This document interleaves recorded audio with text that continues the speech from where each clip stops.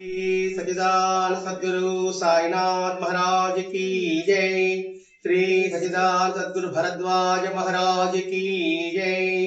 बुद्धं शरणं गच्छामि, धर्मं शरणं गच्छामि, संघं शरणं गच्छामि।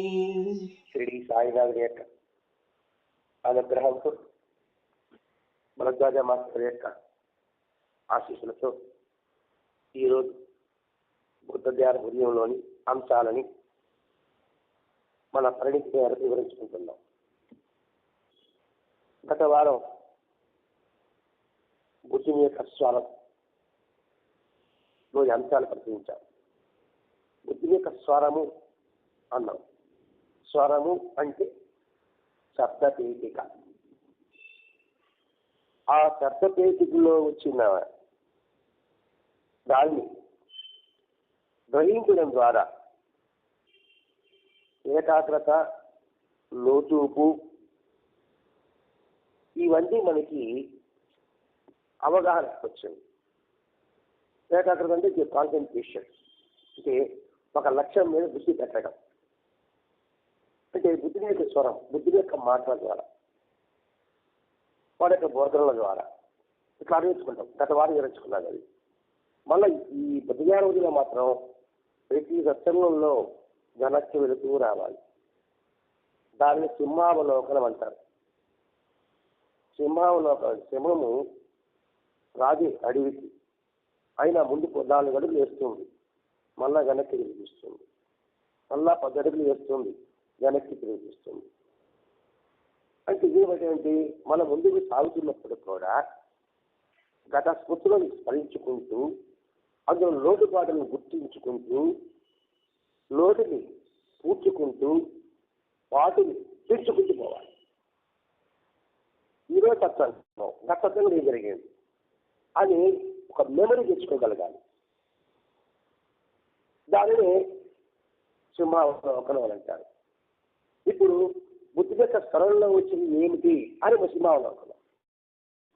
అందులో ఏకాగ్రత అన్నాడు, లోచూపు అన్నాడు. మరి లోచూపు అంటే ఏమిటి? మనం ప్రత్యేకంగా నేర్చుకుంటున్నాం. ఈ జగత్తు అశాశ్వతము, భయము, అనాత్మ అనే భావం గాఢంగా ప్రత్యక్షంగా గుర్తించుకోవడం. అంటే అంతర్గత దర్శనం అని చెప్పాలి. చిన్నమా చెప్పాలంటే అంతర్గత దర్శనము. ఒక వస్తువు కొనాలంటే మనం ఎంతగా పరిశీలిస్తాం, అంతే ఇది కూడా సాధనలో కూడా అంతే. ఒక వ్యక్తిని ఇంట్లోకి లోపల రాణిస్తామా, తిరిగిపోతే వస్తానని చెప్పాడు అనుకోండి, ఎంతగా ఆలోచిస్తాము. అలాగే ఒక ప్రదేశానికి వెళ్ళాలన్నా, ఢిల్లీకో, బెంగళూరుకో, లేదా అమెరికాకో, కెనడాకో వెళ్ళాలనుకుంటే మనం దూరదృష్టితో అక్కడ ఏముంటుందో ఆలోచిస్తాం కదండి. అలాగే మన జీవితంలో ప్రతి విషయంలో కూడా లోచూపు అవసరము.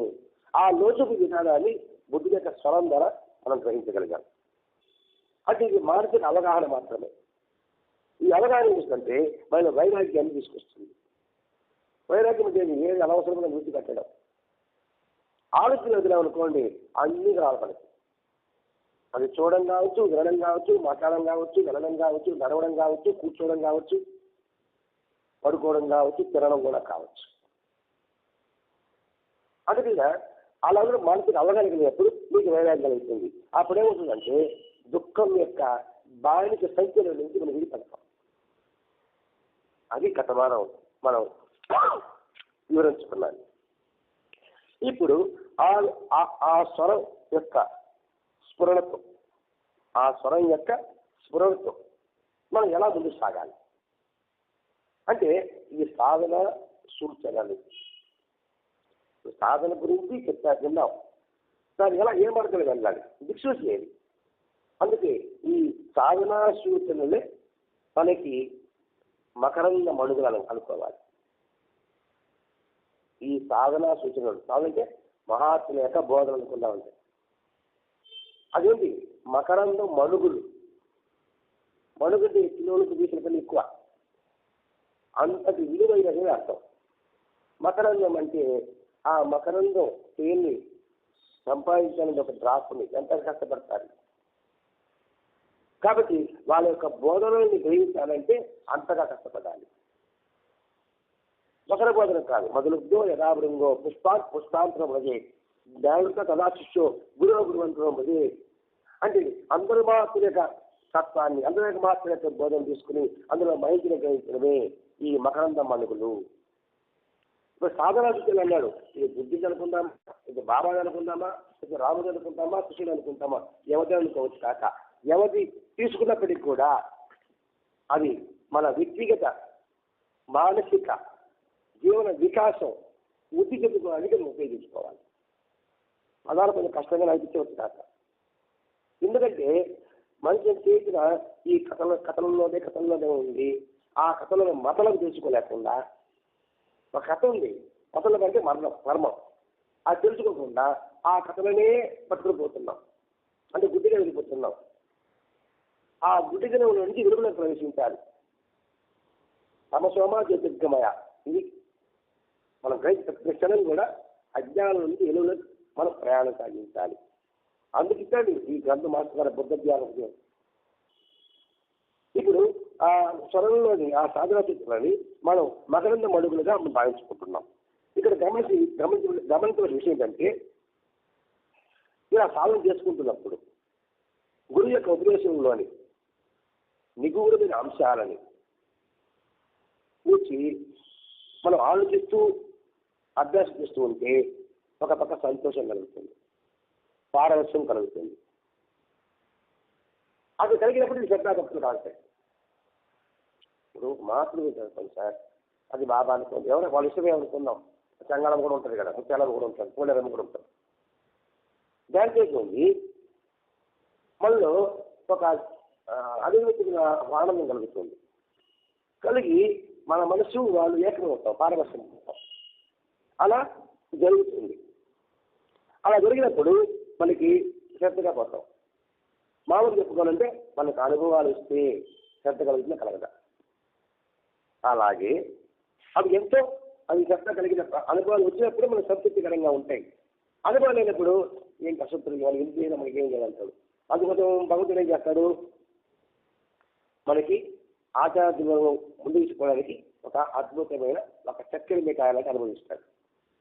ఆ అనుభవించగానే మనకి శ్రద్ధ కలుగుతుంది. ఇలా భక్తి ప్రేమ కలుగుతుంది. అది మనకి తృప్తికరంగా ఉంటుంది. కానీ ఆ ఉత్సాహాన్ని తగు మాత్రమే అనుభవించాలి. అంటే ఊరికే అతిగా ఉత్సాహపడకూడదు, అతిగా నిరుత్సాహపడకూడదు. తగు మాత్రమే వచ్చినప్పుడు మాత్రమే మనకు పట్టుదల పెరుగుతుంది. దానికి అంతవరకే పరిమితం చేసుకోవాలి. నాకు అనుభవం వచ్చింది అనుకోడు, అహంకారం తీసుకుపోతాను. అనుభూతి ఎందుకు ఇచ్చాడు? భగవంతుడి మీద శ్రద్ధ కలగడం కోసం మీకు ఇచ్చాడు. అది వదిలేసి శ్రద్ధ పక్కన పెట్టేస్తున్నాం. అందుకని దాన్ని నువ్వు పరిమితంగా ఉపయోగించుకోవాలి. ఈ అనుభవాలు అన్నీ కూడా ఉప ప్రయోజనాలు, అంటే అసలు ప్రయోజనానికి దోహదపడేటివి. దాన్ని నువ్వు అతిగా దాన్ని నువ్వు కంట్రోల్ చేసుకోవాలి. నాకు ఈరోజు బాబా కల్లో కనబడ్డాడు, మాస్టర్ కల్లో కనబడ్డాడు, కృష్ణ కల్లో కనబడ్డాడు, అంతే. కనబడ్డాడు ఇదే ఉండకూడదు. ఇదే అనుకుంటే మనం ఇంటి కార్యక్రమం ఏం చేయగలుగుతాం? నాకు కనబడ్డాడు కాబట్టి గొప్పవాడిని అని మనం పొరపాటుగా మాట్లాడచ్చు, పొరపాటుగా పనులు చేయవచ్చు, పొరపాటుగా చూడవచ్చు. ఎందుకంటే నాకు ఆయన కనపడ్డాడు కదా, నాకు ఎంత ఆరోగ్యంగా కనిపిస్తాడు అనే భావన నీకు రావచ్చు. అందుకని దాన్ని పరిమితంగా ఉపయోగించుకో. ఇవన్నీ కూడా లోతును పరిచయం చేసుకోవడానికి ఉపయోగించుకోవాలి. లోతు కూడా చెప్పుకున్నాం, దుఃఖమయము, అశాశ్వతము, అనాత్మ. మనకి అనుభవాలు అంటే ఏంటంటే, ఓహో ఈ అనుభవం ఎందుకు ఇచ్చాడు, ఒరే ఈ అనుభవం కూడా అశాశ్వతమే,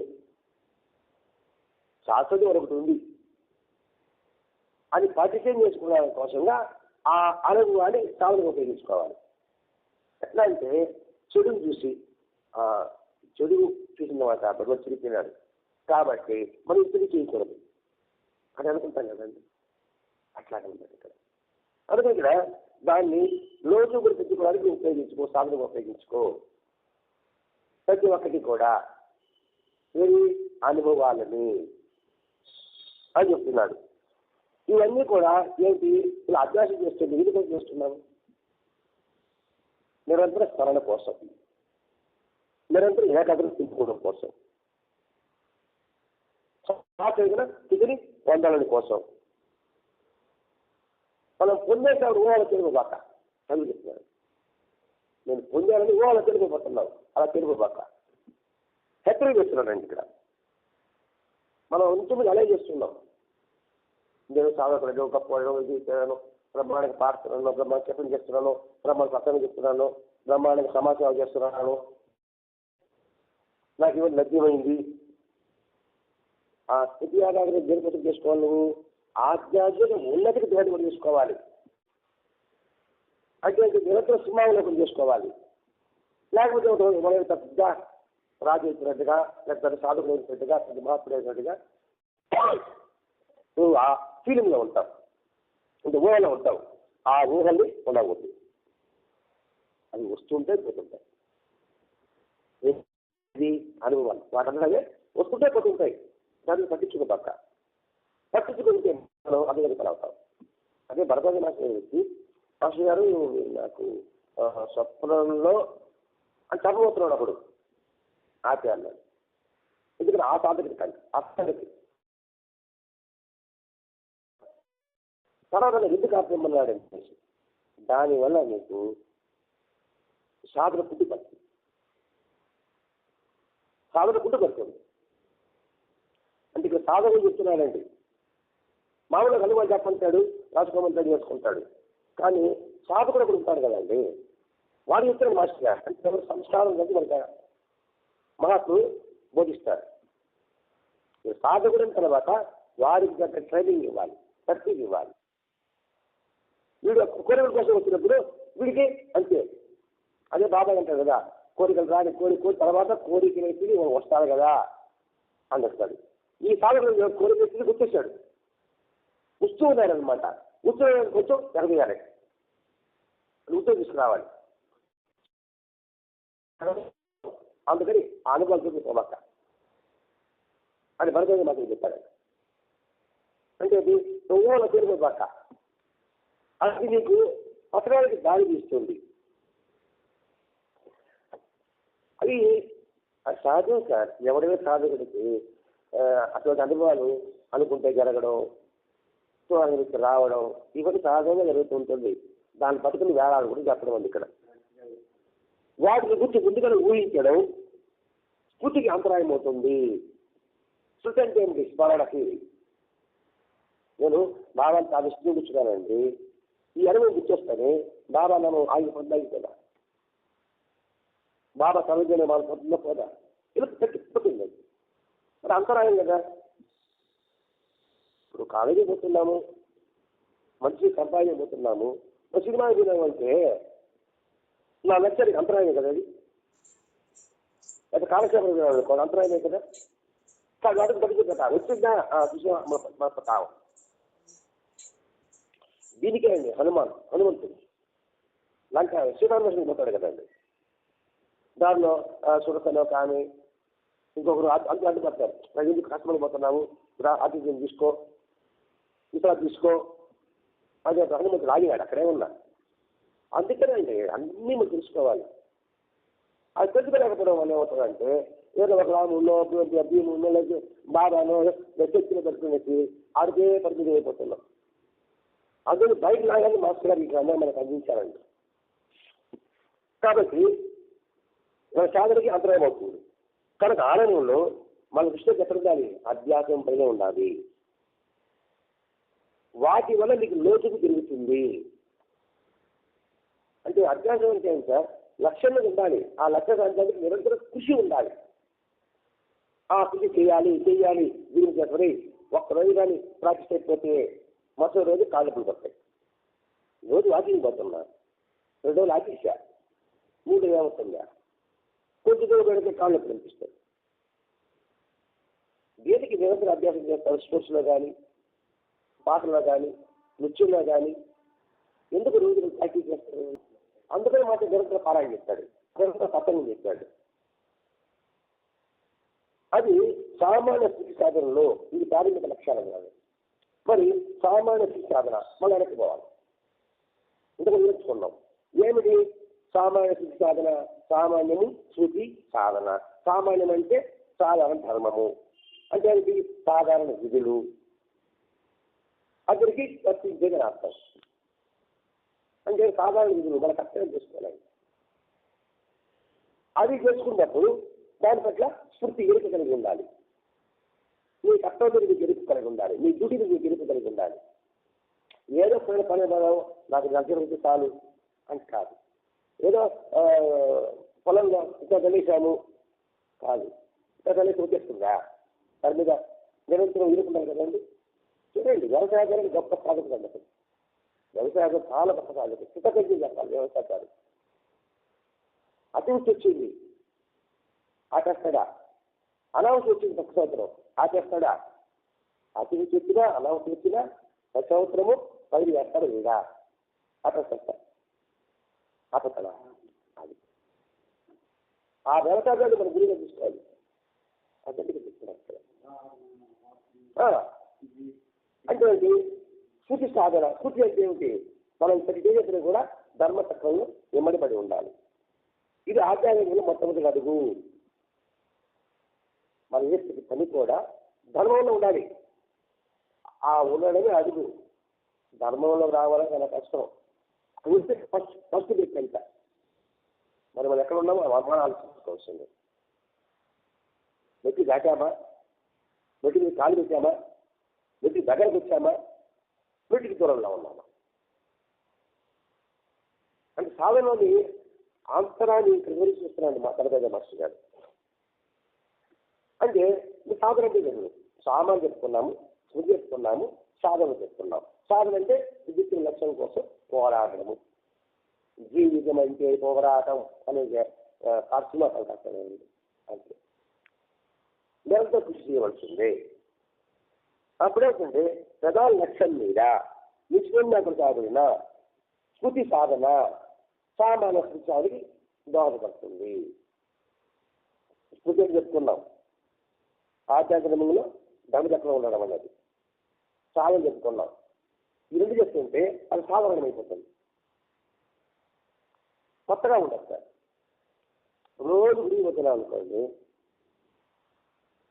ఆ తర్వాత అభ్యాసం చేసాం, అలా పోకపోతే మనం బాగుంటుంది. ఇంకా పక్కన ఎదురు ఉన్నాం అనుకోండి, పక్కన చెప్పిన పూర్తి సాధన సాధన అయిపోతుంది. అర్థమవుతుంది అనుకుంటున్నాం. మనం సాధన మీద కష్టం అనుకుంటున్నాం. అది అభ్యాసం చేయగలుగుతుందంటే అది లేకపోతే మనకి ఏం పోసదు. అంటే సాధారణం అయిపోతున్నాడు. అంటే ఏంటి? వాడు 24 గంటలు 360 రోజులు ఆ స్థితిలోనే ఉంటాడు. అంటే అర్థమైంది, దేని చూసినా భగవంతుని కలుసుకున్నాను, ఏది విన్నా భగవంతుని కలుసుకున్నాను, ఏది మాట్లాడినా భగవంతుని కలుసుకున్నాను. చాలా సాధారణం అయిపోతుంది. వీటికంటే ఉదయ ప్రార్థనే.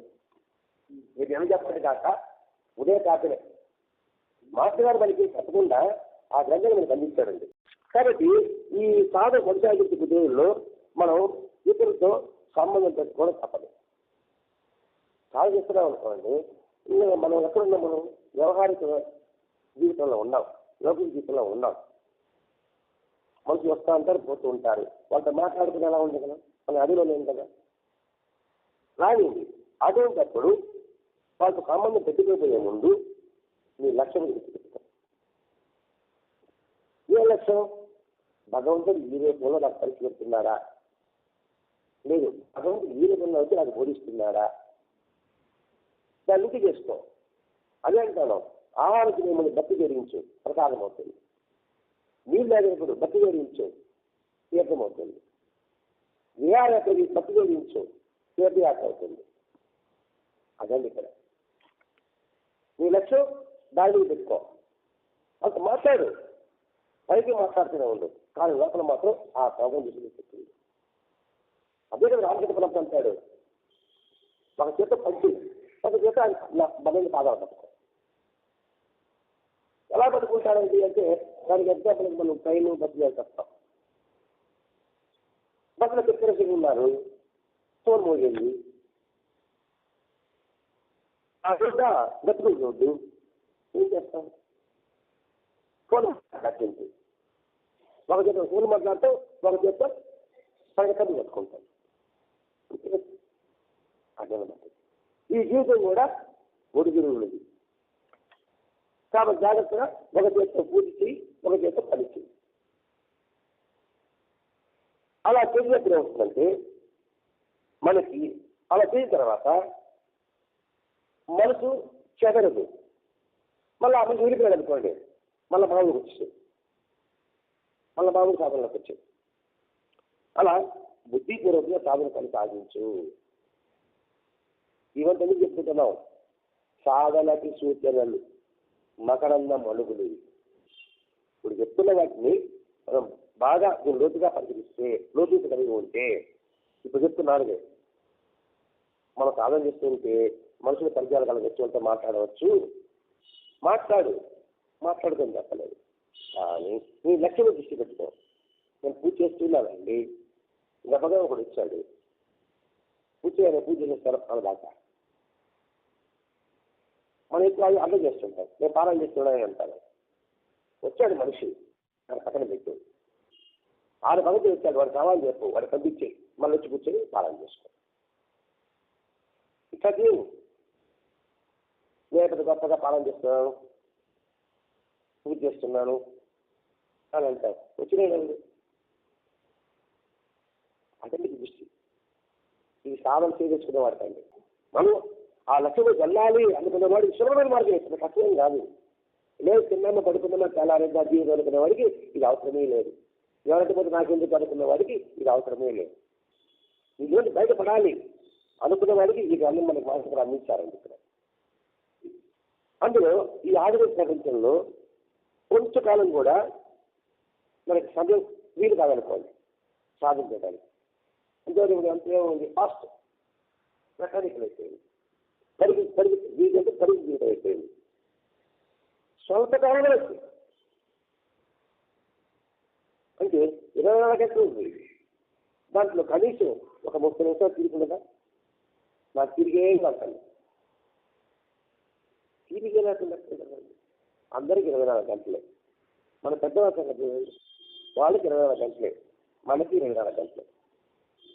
వాళ్ళకి వాషింగ్ మిషన్ ఉందా, మిక్సీలు ఉందా, గ్రైండర్లు ఉందా, వదిలించే మిషన్లు ఉందా, కరెంట్ అదేమీ లేకుండానే వాళ్ళు ఉదయం 5 వేస్తున్నారు, 8 కూడా వస్తున్నారు, ఆరోగ్యంగా ఉన్నారు. మనకి అన్ని వస్తువులు వచ్చింది, మనకి ఛాన్స్ చేయట్లేదు. పైరు పెట్టడానికి మిషన్లు, నాకు నాటడానికి మిషన్లు, కలపడానికి మిషన్లు, ఛాన్స్ చేయట్లేదు అని అంటుంటాం. కానీ ఇస్తున్నాడు స్వల్పకాలమైన చెయ్యి చేస్తే దాని మీద ఫలితం మీకు లభిస్తుంది. అది ఆ ఫలితం కూడా వాళ్ళ పట్టుదలను బట్టి ఉంటుంది అని చెప్పాడు. ఇలా పరిమితమైన అభ్యాసం చేయగల వారికి, తీవ్ర సాధన కొనసాగించిన వారికి దీక్షానంతరం నిత్య జీవితంలో సాధన కొనసాగించడానికి మళ్ళా కొన్ని సూచనలు. పరిమితమైన అభ్యాసం చేసేవాడికి, తీవ్ర సాధించేవాడికి ఏమైందంటే నిరంతరం తన గుర్తింపుని సాధ్యమైనంత వరకు తీవ్ర స్థాయిలో నిలుపుకోవడానికి ప్రయత్నం చేస్తూనే ఉండాలి. ఇది స్వల్పకాలం 30 నిమిషాలు చేసేవాడికి అదే, 3 గంటలు చేసేవాడికి అదే. 3 గంటలు చేసేవాడికి కాబట్టి వాడి తగ్గ ఫలితం ఉంటుంది, 30 చేసేవాడికి ఫలితం ఉంటుంది.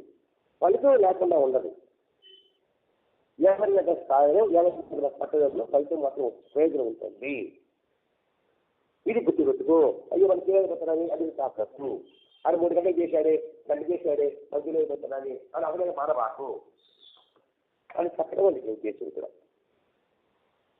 అంతేకాకుండా వ్యక్తిగత కాలక్షేపాలని ఇతరులతో సంబంధాన్ని సాధ్యం తగ్గించుకో. ఎట్లంటే నిద్ర లేస్తాను, నిద్రపోయే ముందు నాకు కాబట్టి అలవాటు. నేను ఉపయోగమా నిద్ర వేశాను, అన్ని కార్యక్రమాలు చూసుకో. తర్వాత చూడవచ్చు కదా, స్మార్ట్ ఫోన్ చూస్తాను. మొదటి ఇప్పుడు పేపర్ కాదు, స్మార్ట్ ఫోన్ చూసుకోవాలి, నిద్ర లేస్తాను. తర్వాత చూసుకోవచ్చు కదా, చూసుకోవాలంటారు. ఈ అభ్యర్థి నాకు కాకెట్టాలి. అందులో వ్యక్తిగత కార్యక్రమాన్ని ఇతరుల సంబంధాన్ని వీలైనంత వరకు తగ్గించుకో. ఇతరుల కాలం అంతరాయం ఎలా వీలవుతుంది కాదు, అందుకు చెప్పాడు సాధనగా ఉపయోగించుకో. దానికి బాగా ఉండాలి, అంతర్దృష్టి ఉండాలి. దృష్టి రాకుండా చూసుకో. సాధన చేస్తున్నప్పుడు సాధ్యమైనంత వరకు ఇతరులకు దృష్టికి రాకుండా చూసుకో. ఇప్పుడు నేను పాలన చేస్తున్నాను, నేను నామం చేస్తున్నాను అని చెప్తున్నాను అనుకోండి, బాబుని నామం చేస్తున్నాడు అని అనుకోవాలంటే చూపాక. మొదట చూశాను సార్, అక్కడ పూజ జరుగుతూ ఉంది, అష్టోత్తరం జరుగుతా అంటే ఆయన అంతలో కూర్చొని ఉన్నాడు సార్. ఇలా చేయి చేస్తున్నారు, మనం అక్షతలు వేసుకుంటాం కదా సార్. అక్షతలు లేవు, అక్షతలు ఉన్నట్టుగా ఇలా అంటున్నాడు. అక్షతలు తీసి వేసినట్టుగా ఉన్నాడు. అంటే అక్షతలు సంతోషంలో ఉన్నట్టుగా అక్షతలు వచ్చి భగవతి వేసినట్టుగా కళ్ళు చూసుకొని అంటే పొచ్చుకు కబులుగా గమనించద్దా, అది ఉండకూడదు అంటున్నాడు ఇక్కడ. అందుకని సాధన గుప్తంగా చేయాలి. బాబా ఎలా చేశారు, మాతో ఎలా చేశారు, రామచంద్ర రమణ మహర్షి, వెంకటేశ్వర స్వామి ఎలా చేస్తారు. వాళ్ళ భగత్ చదువుతుంది కూడా మేము భగవంతుడు కానీ బొర్రో అని గుర్తున్నారు, మేము భగవంతుడే కానీ గుర్తున్నారు. మనకి ఇక్కడ ఏం చేయాలి, నేను తప్పసాలు కూడా పూజ పడతాను. అది రండి ఇక్కడ. ఈ సాధన యొక్క ఫలం మన ప్రవర్తన తెలియాలి కానీ ఇతర దృష్టికి రాకూడదు. నువ్వు వెళ్ళా నీ యొక్క ప్రవర్తన పెట్టాలి, గొప్ప సాధకుడు తెలియాలి. ప్రవర్తనకు ఎలా ఉండాలి, మాట తీరు, చూపు తీరు, నడక తీరు, దీని దగ్గర తెలుసుకోవచ్చు. కొంచెం అవునా కాదు అలా కాకుండా అనుసరించు అనేది వెళ్ది ముందురా అంటే కృష్ణ గారా వాళ్ళ గర్వమంది అని చెప్పేసి ఆటకు ఈ స్వయంగా మన ఒంగోలు అనుభవిస్తాను. నాకు ఒంగోలు అనుభవం ఎందుకు ఆ కారణం చెడ్డ చిత్తే నా పాడుగా చెప్పేసి కట్టిగా అయిపోతుంది. అలా కాకుండా ఈ కాబట్టి అర్థమైపోతుంది ఇక్కడ. అలా సాధకుడు అనుకోండి, నాలో మంచి లక్ష్యం ఉందనుకోండి, నా మంచి లక్ష్యం జ్యోతి పెట్టుకోబడ్డా సాధకుడు అది తెలుస్తుంది. నువ్వు కొత్తగా బాగా నేను ఒక సాధకుని చెప్పుకునే అవసరం లేదు. అందుకే నీ ప్రవర్తనలోనే తెలియాలి కానీ సాధన ఇతర దృష్టికి మాత్రం రాకూడదు అని అంటాడండి. వీరికి చైనా తత్వవేత్త పైన కన్ఫ్యూజన్, చైనా తత్వవేత్త కన్ఫ్యూజన్ చెప్పుకున్నారు కదా, కన్ఫ్యూషియన్ ఆ తత్వవేత్తకి బాగా 90% వచ్చేసేస్తాడు. ఇంక చనిపోయే స్థితిలో ఉన్నాడు. ఉన్నప్పుడు ఆయన చుట్టూ బతుకున్నాడు కదా, ఉన్నప్పుడు నా నోట్లో ఏముందని ఆ తత్వవేత్త చుట్టూ ఉన్న భక్తులు అడిగాడు. చనిపోయే స్థితిలో అంటే ఆరోగ్య బాధితులు భక్తులు చూశారు, పళ్ళు లేదు, బాగా ముక్కడైతాడు కదా, నాలుగు మాత్రమే ఉంది, నాలుగు ఉంది అన్నాడు. నీ నోట్లు ఏమున్నాయన్నాడు. భక్తుల నోట్లో నాలుక ఉంది, పళ్ళు ఉన్నాయి, అంతే కదా, రెండు ఉన్నాయి కదా. లోకంలో నాలుక పళ్ళు రెండు ఉంటాయి కదా, రెండు ఉన్నాయన్నాడు. అప్పుడు అంత నుంచి మొదట మన శరీరంలో ఏది వచ్చింది, బిడ్డ పుట్టగానే మొట్టమొదటి ఏమొస్తుంది, నాలుక పళ్ళ. బుట్ట పిట్టపడి పుట్టరు ఏముంటుంది, నోట్ల పళ్ళు ఉంటాయా? అది కాదే, మొట్టమొదటి ఏమొచ్చింది నాలుక. తర్వాత వచ్చింది ఏంటి, కళ్ళు. కళ్ళు అంటే చూసి మళ్ళీ చూసరితో పడతారు వీళ్ళు వినేవాళ్ళు. దంతాలు అది చెప్తాం. ఈ పళ్ళు అంటే ఇది చూసి అడుగుతారు. దంతాలు ముందు నాలుగు వచ్చింది, తర్వాత దంతాలు వచ్చింది. మధ్యలో వచ్చింది, మధ్యలో పోతాయి. నాలుగు శాశ్వతం ఉంటాయి. ఇంకోటి పళ్ళు దంతాలు గట్టిగా ఉంటాయి, నాలుక సున్నితంగా ఉంటుంది. ఒక్కొక్క మాట అద్భుతంగా ఉంటాయి. ఆ సున్నితం కూడా శాశ్వతం. అంటే దానిపైన చెప్తున్నాడు ముగ్గురు మిగిలిన దానికే కదా మిగిలింది. అంటే సున్నితమైంది చిరకాలం ఉంటుంది. సున్నితమైన మనసు గలవాడు వాడు తిరస్కరణగా ఉంటాడు. చూసి ఎంత చక్కగా ఉంటాడు అంటూ దానికి చెప్పాడు. అంటే దీని ప్రకారం చేసుకోవాలి, మన మాటలు మృదువుగా ఉండాలి, మా ప్రవర్తన సమాజ శ్రేష్ఠై ఉండాలి. మన ప్రవర్తన నేను వచ్చే దానికన్నా కూడా సమాజానికి హితవుగా ఉండాలి. మూడోది, ఇతరులకు నువ్వు ఉపకారం చేసినా చేయకపోయినా పరుల పట్ల దయతో నలుగు. నువ్వు దయతో నలుగు అంటే ఏమిటి? ఎవరిని కించపరచవద్దు, ఎవరిని అవమానపరచవద్దు, ఎవరిని పరిజ్ఞానం కనుకోబాక. దయతో నలుగు, కారుణ్యాన్ని పంచు. ఇంక చెప్పాడండి ఆ నాలుగు గురించి. ఈ విధంగా అర్థం చేసుకోండి. ఎందుకు చెప్తాము? ప్రవర్తన బట్టే ఆయనకి వచ్చింది కాబట్టి నీ సాధన బహిరంగ అవసరం లేదు.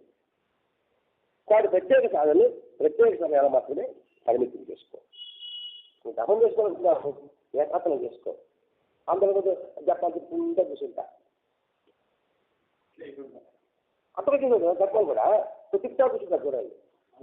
అది గుళ్ళో కావచ్చు, అడమే కావచ్చు కాక అసలు ఇంకా చేసుకో. నువ్వు అంటే ప్రత్యేకంగా నీ గుళ్ళో వచ్చి చెప్పాలి చెప్తున్నారా అంటే విమర్శించడం కాదు సార్, సత్యాన్ని గురించి తెలుసుకుంటున్నాను ఇక్కడ. చాలా మంది మన వాళ్ళు చేస్తుంటారు. ఇవన్నీ ఏం చెప్తున్నాడు? సాధనలు, సూచనలు. ఇదిగా తెలుసుకుంటే మకరంలో మనుగులు పదే పదే గుర్తు చేసుకోండి ఇక్కడ. దీనికి ఏంటంటే సమతా భావన చెప్పాడు. రెండవది విపశ్చినా భావన అన్నాడు. సమతా భావన అంటే ఏంటి? అందరి పట్ల తమ దృష్టి కలిగి ఉండడం. సింపుల్గా చెప్పుకుందాం, ఇందులో విషయాలు వద్దు మనకి. అంటే సమతా భావన అన్నిటి పట్ల, అన్ని జీవుల పట్ల, అన్ని ప్రాణుల పట్ల, అన్ని అవయవాల పట్ల. ఇప్పుడు ఆ తెలివి ఉంది, అన్ని పట్ల సమభావం చూసుకో. కంటికే బాగా చూసుకోబాక, నోటికి బాగా చూసుకో, ముక్కుకి బాగా చూసుకో, చెవికి బాగా చూసుకో, పొట్టకి బాగా చూసుకో. అన్నిటి పట్ల నువ్వు సమభావం తీసుకో, ఈ సమతా భావం చేసుకో. అలా చేస్తూ ఏమవుతుందంటే నిజమైన ముక్తి నీకు లోతు ధర వస్తుంది. చెప్పారండి మన ఇక్కడ. మన లోతు పదే మాత్రం ఇది చాలా కష్టం.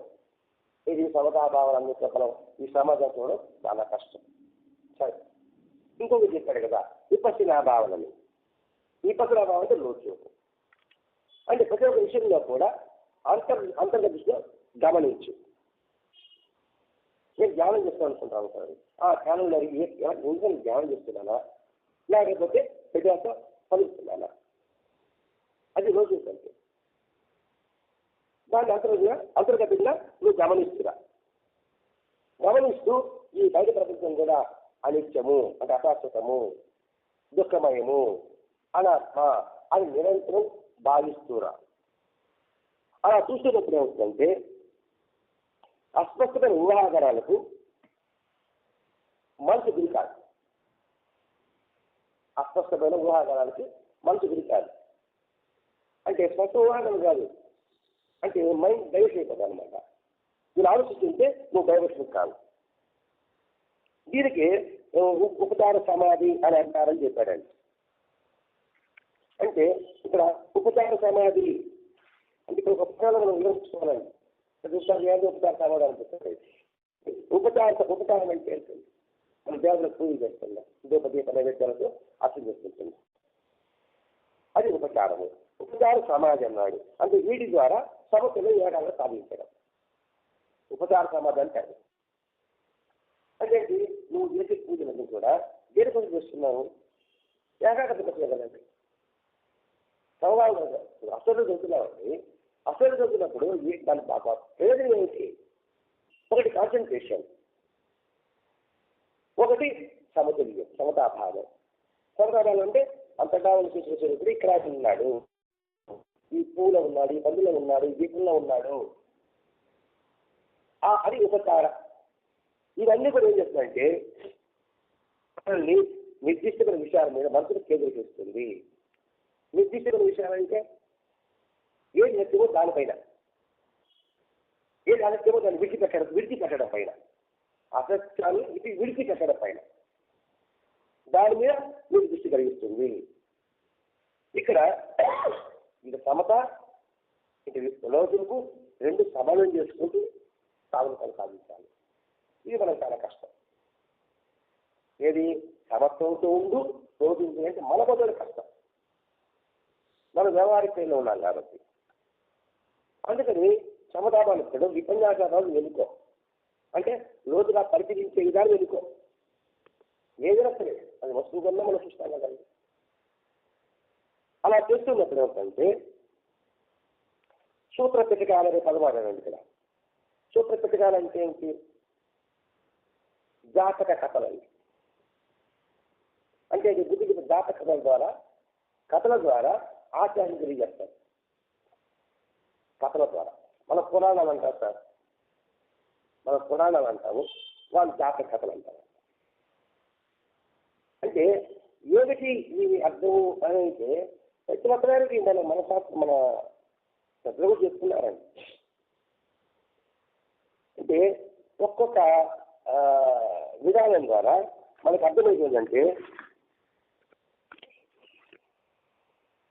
ఇప్పుడు ధర్మంతో చెప్తున్నాను. ధర్మము చెర అన్నారండి. ధర్మము చెర అనేది దైత్య దృష్టిలో దెబ్బపడింది. అది మనకు అర్థం కాదు. దాన్ని ఏం చేశారంటే ధర్మాచరణమే మోక్షానికి దారి. ధర్మాచరణ అంటే చరించడం. ధర్మానుష్ఠానమే మోక్షానికి, ధర్మ ఆచరణే మోక్షానికి నా దారి అని చెప్పాడు కదా.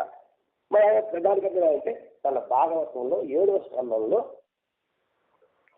త్రిపుర అని ఒక కథ ఉందండి. త్రిపుర అసురుడు, ముగ్గురు అసురుడు, వాళ్ళ యొక్క కథ ద్వారా మనకి వస్తుంది. పురాణాల కథ అవుతుంది కాబట్టి చెప్తాను ఇక్కడ. మన పురాణాల ద్వారా మనకి బోధ జరుగుతుంది. ఈ బోధకులు జాతక కథల ద్వారా ఇక్కడ బోధ జరుగుతుంది. ఇప్పుడు ధర్మాచరణ ముక్తికి దారి, ధర్మోచరణ కూడా. ధర్మోచరణ తైతుల కృష్ణుడు చెప్పబడి ఉంది. ఇది ధర్మాచరణ మోచరణ దారి అనేది భాగవతంలో 7వ స్కంధంలో త్రిపురాసుర వృత్తాంతం వాటి యొక్క కథ ద్వారా చెప్పబడి ఉంది. అది మనం గ్రహించాలి ఇక్కడ. అప్పుడే అవుతుందంటే ఏం చెప్తుమో మీకు లోతుకు కూడా అర్థమవుతుంది. ఇలా చేసుకుంటూ పోతున్నప్పుడు నేటి వాస్తవిక దృష్ట్యా సూక్ష్మమైన జ్ఞానం మనం చేయలేవాలి. సూక్ష్మ విపక్షణ భావన అంత సూక్ష్మం అంటే దానికి ఏకాగ్రత కావాలి, ఏకాంతం కావాలి. మనకి ఈ విపక్షణ భావనే అంటే ప్రతి ఒక్క విషయంలో కూడా లోచూపు కలిగి ఉండు. ఏది శాశ్వతమో, ఏది అశాశ్వతమో, ఏది దుఃఖము, ఏది సుఖము, ఏది ఆత్మ, ఏది అనాత్మ, వీటిని దృష్టి పెట్టి ఇది మనం సులభం, నేను చేయగలం. మార్కెట్ పేరు బెండకాయలు ఏది మంచి పేరు చూసుకుంటాం కదండి.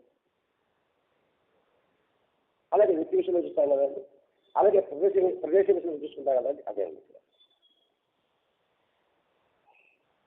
కాబట్టి ఇక్కడ మనకి మనం ఏ కాలంలో మనం ఉండలేదు కాబట్టి ఇలా సాధన చేసుకుంటుంది. ఇటువంటి పరిస్థితుల్లో సమతాభావన ఉండాలనుకోవడం మాత్రం వీలు కాదు. ఈ కాలంలో ఇష్టపడినప్పుడు సమభావం ఉంటుందండి, కష్టపడినప్పుడు సమభావం ఉంటుందా? కష్ట మనకి ఇక్కడ అందరిలో భగవంతుడు ఉన్నాడని నచ్చితే వచ్చేదేనా కాబట్టి కుదరదు. ఈ కాలంలో మనకు కుదరదు కాబట్టి ఈ లోటు పడుతుంది. మరి మనం ఏం చేయాలి అంటే రోగాల మందరు గుర్తించుకో బాగా చెప్తాడు. వాడు అవసరం నేను పెట్టాడు, అవసరం కోరించాడు, అని నువ్వు ఒకటి రెండు మాట సమాధానం చెప్పు, లేదా నువ్వే తప్పుకో అని బాబా చెప్పాడు కదా. అర్థమవుతుంది దీని దానికి కనెక్షన్. అది సంగతి. పోయేవాడి కన్నా పొగం చేసేది కన్నా మనమే తప్పుకుంటే మీరు కదా అన్నాడు వెంకటేశ్వర స్వామి. పోయేవాడిని పోలించేది కదయా అన్నాడు వెంకటేశ్వర స్వామి. అంటే ఏంటి, నీ సాగర లక్ష్యం తప్పు లక్ష్యం దృష్టి మరుచుకోకుండా ఉండడానికి ఇది ఉపయోగపడుతుంది. ఎందుకంటే ఈ సమతాభావం ఉన్నప్పుడు మనిషి విరుచారపడతాడు. ఏంటబ్బా సమాధానం వీడైనా తప్పుడు ఎక్కడ చేసేదబ్బా ఇంకేం సాధన చేయబోతా అనుకుంటాడు. కాబట్టి పక్కన పెట్టి ఈ లోతులో నీ సత్ఫలితం కనిపిస్తుంది, నీ ప్రోత్సాహం కలుగుతుంది. దీని ఖచ్చితంగా అభ్యాసం ఏంటంటే కాయాను పశ్చరము మొత్తం చెప్తున్నాను సార్. శరీరం మీద శ్వాస మీద ధ్యానం అని, శరీరం మీద ధ్యానం అని. కాయ అంటే శరీరం, పశ్చరం అంటే ధ్యానం. ఈ శరీరమే ధ్యానం. ఇప్పుడు చెప్పినది కూడా మన శరీర కదలికలను గమనిస్తూ ఉంది. ప్రతి ఒక్కటి సార్ మన శరీర కదలికలే మనకు తెలుస్తుంది. ఇప్పుడు నాకు సంతోషం కలగడానికి దుఃఖం కలగడానికి కారణం ఏంటి? అది విషయం కాదు, దాని ప్రభావం నా శరీరం పడడం వల్ల, ఆ శరీరంలో హార్మోన్ ఉత్పత్తి అవడం వల్ల నేను ఏడుస్తున్నా, నవ్వుతున్నా. కాబట్టి మీరు గమనిస్తున్నా, దీనివల్ల మీకు సులభ సాధ్యమవుతుంది. దీనిని ఏమన్నది మాధ్యమిక నికాయము కాయగత స్థుతి అన్నారు. ఆ పదాలు అక్కడ ఉంటాయి. మాధ్యమిక నికాయంలోని కాయగత స్థుతి అన్నారు. ఇక్కడ మాధ్యమిక నికాయం అంటే మధ్య మార్గం అటువంటి. అంటే మీకు పాజిటివ్ వద్దు, ఫ్యూచర్ వద్దు, ప్రజెంట్లో ఉంది. అంటే వాస్తవమే మధ్య మార్గం. అర్థం ఇక్కడ మాధ్యమిక నికాయం అంటే ఏమిటి? వాస్తవికత ఏదో అదే మనకు వాస్తవం కావాలి. కానీ జరిగిపోయింది జరగబోయేది మీకు జరగబోయేది మిస్టరీ, జరిగింది హిస్టరీ, జరుగుతుంది విక్టరీ. కాబట్టి ఆ మార్గంలో కొన్ని బుద్ధులు చెప్పుకున్నాడు. అది వాటి పదాలు వేరేదండి ఇక్కడ. అంటే ఆ బుద్ధి యొక్క పదాలు మీద కాబట్టి మనకు అర్థం కాకుండా దానికి అర్థం ముందు ఇంకేం కాదు. దాని వివరించుకుంటున్నాం. అయిన తర్వాత విశుద్ధ మార్గం అనుకుంటున్నాం. విశుద్ధం అంటే శాస్త్రమైన మార్గం, ప్యూరిటీ. ఆ మార్గం ఏం చెప్తుందంటే ఈ శరీరంలో కనుక ఈ మానసికను గుర్తించాక, శరీరంలోని క్రియను గుర్తించాక నీ మనసులో కలిగే క్రియలపైన ధ్యాస పెట్టు. వాటికి పట్టాల గురించి నువ్వు చింతన చేయి. అలా చేస్తుంటే నీకు వాస్తవం నువ్వు గ్రహించగలుగుతావు. శరీరాన్ని గమనించావు సార్, అలాగే మనసును గమనించు. మనసును గమనిస్తే మన మనసులో మనం ఎలా వెళ్తున్నామన్న సంగతి మీకు బోధపడుతుంది. ఒకటే సార్, నిరంతరము ఎరుకులో ఉండడమే ఇది సారాంశం అంతా తెలుస్తారు. అలా చేస్తున్నప్పుడు ఇది అవగాహన పెరుగుతూ ఉంటుంది. స్పష్టమైన అవగాహన చేసుకున్న తర్వాత ఇంకా మానసిక అవగాహన చేసుకునే యత్నం చేయాలి. ఏది? శారీరక మీ శరీరానికి అవగాహన వచ్చిన తర్వాతనే నీవు మానసిక మీద యత్నం చేయి. ఈ విధంగా అభ్యసించినప్పుడు జ్ఞాన విషయం అనండి, లేకపోతే కర్మస్థానం అనండి, పరిపాకానికి వస్తుంది. జ్ఞాన విషయం అన్నాడు, కర్మస్థానం అన్నాడు. కర్మ అంటే పని. ఈ సాధనంతా చేస్తుంటే జ్ఞానం అంటే ఏకాగ్రత బుద్ధిలో ప్రయాణం చేయడం, కర్మస్థానం అంటే మనం చెప్తాడు. ఇవన్నీ కూడా పరిపాకాలి అంటే పండుతుంది. పండుతునే కాయ పండుతునే కదా రుచిగా ఉంటుంది. అలాగే కాయ అంటే చెట్టులో కాయ కావచ్చు, ఈ శరీరం కూడా కాయం అంటారు. ఈ కాయం కూడా పండాలి, పరిపక్వత చెందాలి. అలా జరిగినప్పుడు మాత్రమే మనలో సాధన పరిపక్వం అవుతుంది, అది సూక్ష్మం అవుతుంది, అది తెలియకుండా ఉంటుంది అనే విషయాన్ని చెప్పానండి ఈరోజు. అంటే ఈ మొత్తం ఈరోజు మనం వివరించుకున్న సాధనా మార్గాలు మకరంద మనుగులనుకున్నప్పుడు ఒక్కొక్కటి మనం గుర్తించుకుంటే అది సామాన్య స్థితిగా అంటామా, లేకపోతే లోతు అంటామా? వీటన్నింటి పక్కన పెడితే లోతు మనం గుర్తుపెట్టుకుంటామండి.